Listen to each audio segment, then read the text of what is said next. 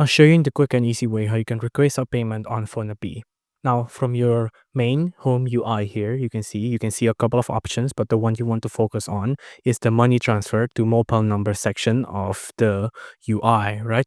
Now you want to press on that on to mobile number. Now on mobile number, you can see there'll be a couple of options like bank accounts, UPI number, or UPI ID. I want you to focus on the UPI ID, and then you want to click on add new UPI ID. Now in here, you will have to add in your UPI ID of the recipient you want to request the payment from.